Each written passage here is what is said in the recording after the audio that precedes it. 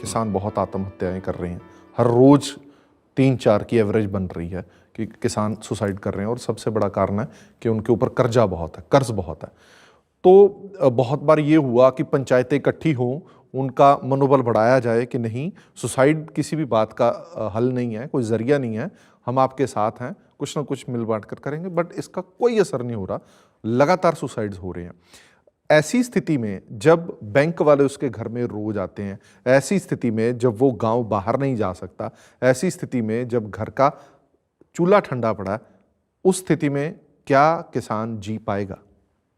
उसके अंदर की परिस्थिति ऐसी बनी होती है, उसको लगता है कि एक जरिया, मैं मर जाऊं सब खत्म।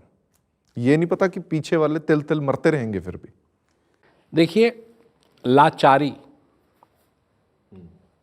ये बहुत बड़ी बीमारी है,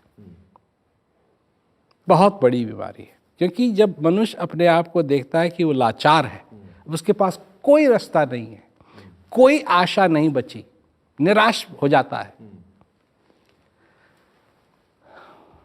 ये ठीक बात नहीं है। किसान अन्नदाता है, वो अन्न उपजाता है, उससे ये दुनिया चल रही है। बिल्कुल। हम फ्यूल की तरफ, पेट्रोल की तरफ लगते हैं। पेट्रोल से दुनिया नहीं चल रही है, मनुष्य चल रहे हैं तो उस पेट्रोल से जो किसान उगाता है, जो उस जमीन से, उस धरती से निकलता है।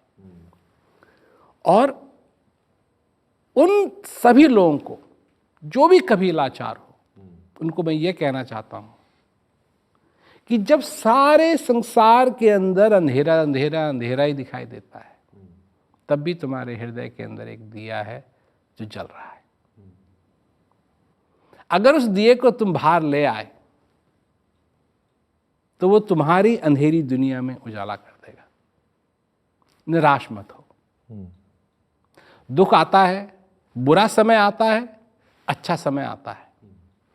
जब बुरा समय आता है तो एक बात का ख्याल रखो, एक दिन ये जाएगा, बुरा समय भी जाएगा। नहीं, मगर आप ही ने बोला कि जब लाचार हो जाता बंदा, फिर जब लाचार हो जाता है वो ऑटोमेटिकली निराश भी हो जाता है, हताश भी हो जाता बिल्कुल। है। उसके अंदर की जो लो आप बोल रहे हो वो भी बुझ जाती है कि अब मैं हर तरफ से खत्म हो चुका हूं, नहीं, अब मेरे पास कुछ नहीं है करने को। वो समझता है कि उसके अंदर की जो अंदर का जो दिया है वो बुझ गया, पर वो बुझा नहीं है। यही मैं पहले कह रहा था कि जब ऐसी चीजें, ऐसी समस्याएं हमारे पास आती हैं और हमको हिला देती हैं, जब अंदर की शक्ति नहीं है, तो अंदर की शक्ति होना बहुत जरूरी है। और आपके अंदर है, आपको लाचार होने की जरूरत नहीं है, किसी को भी लाचार होने की जरूरत नहीं है। इसका मतलब ये नहीं है कि ऐसी मेरी साथ हाथ से नहीं होते जिसमें मेरे को दुख नहीं होता है, परंतु उस दुख में भी मैं जानता हूं, मैं अगर अंतर्मुख हो सकूं, अपने अंदर झांक सकूं, तो मेरे को एक आशा मिलेगी, मेरी अपनी आशा, मेरी अपनी शक्ति। ठीक है, ये आज चूल्हा नहीं जल रहा है, एक समय था ये चूल्हा ही नहीं था, मैंने ही ये चूल्हा बनाया, मैंने ही इसमें आग लगाई, और आज नहीं जल रहा है, कोई बात नहीं, जलेगा ये एक दिन। ये आदमी की हिम्मत, ये आदमी की कोशिश। देखिए, एक चीज हर एक आदमी के साथ हुई है, हर एक मनुष्य के साथ हुई है, चाहे वो आदमी मनुष्य है या औरत है, कोई, सबके साथ हुई है। जब हम छोटे थे और हमने चलना सीखना शुरू किया, तो हम गिरते थे या नहीं? बिल्कुल। और गिरते थे तो इसका मतलब है कि हमने सब कुछ छोड़ दिया? नहीं। क्या किया? फिर उठते थे, फिर चलते थे, फिर गिरते थे।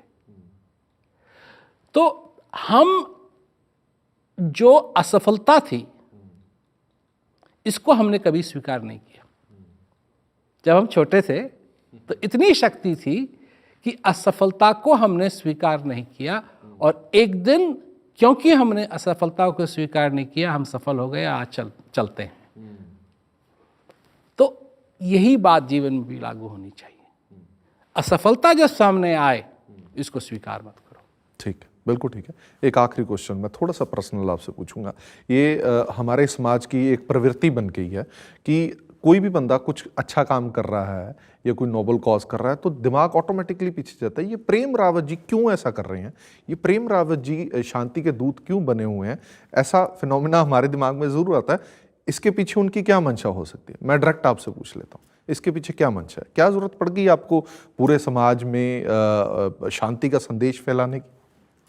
देखिए, मेरे लिए, मैं अपनी निजी बात कर रहा हूँ, मैं कुछ भी हो सकता था, क्योंकि जब मैं विदेश गया तो मैंने हवाई जहाज भी चलाना सीखा, हवाई जहाज ही नहीं चलाना सीखा, मैंने हेलीकॉप्टर भी चलाना सीखा, और मेरे को जॉब ऑफर्स आते थे।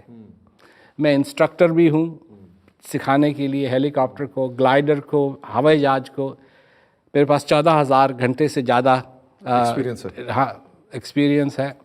मैंने जेट्स भी उड़ाए हैं, मैंने पंख वाले क्या कहते हैं हवाई जहाज भी उड़ाए हैं। तो बात यह है कि जब मैं छोटा था तो मैंने देखा कि लोग, जो उनके जीवन में असली चीज़ थी, असली चीज़ जिसके लिए कहा कि भीखा भूखा कोई नहीं, सबकी गठड़ी लाल, गठड़ी खोलना भूल गए इस विधि भय कंगाल। तो मैं देख रहा था कि सारा संसार कंगाल हो रहा है, परंतु उसके अंदर की जो गठड़ी है वो कोई नहीं खोल रहा है।